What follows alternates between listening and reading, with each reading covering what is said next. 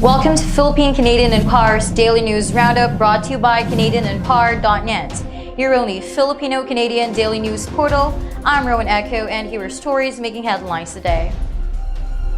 Rappler diverting the real issue, SEC chair says.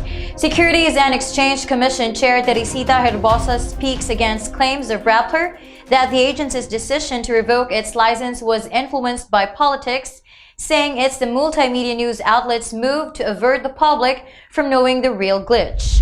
Quote, they have to resort to things like that in order to divert people's attention to what is the real issue, unquote, Herbosa was quoted as saying in a CNN Philippines report.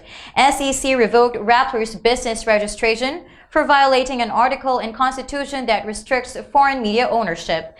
According to SEC's ruling dated January 11 but released on the 15th, the news organization received funding from a foreign investor, a Midyar network, in the form of Philippine Depositary Receipts, or PDRs. But for Rappler and its supporters, SEC's decision was a suppression of press freedom and a consequence of being critical of the current administration. Herbosa said it is a clear violation, adding that, quote, whoever didn't get what they wanted from us, maybe they wanted us to say the PDRs were legal, then maybe they have their own agenda, unquote. She said that as of now, Rappler may continue its operations and that the company has until January 27 to appeal the SEC's ruling.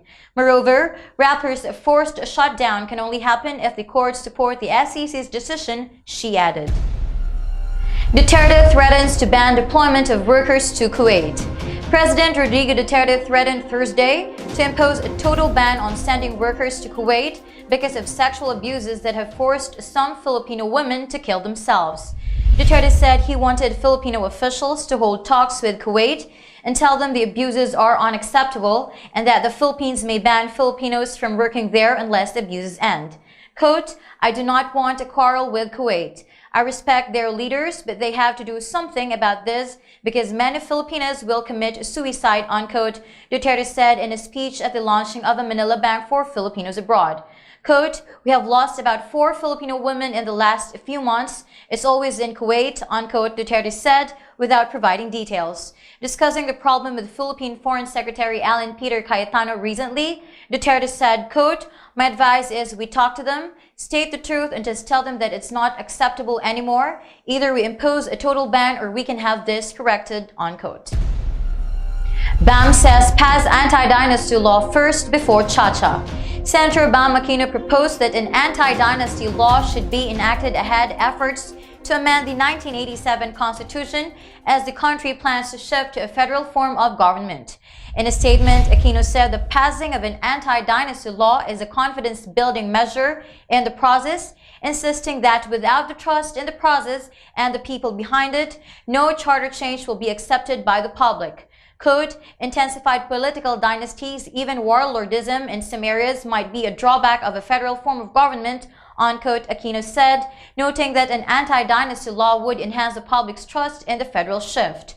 Quote, the public needs the trust in the process and trust to the people behind the process.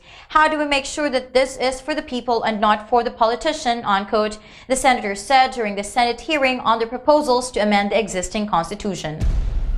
That wraps up our news here on PCI Daily News Roundup. Thank you for joining us.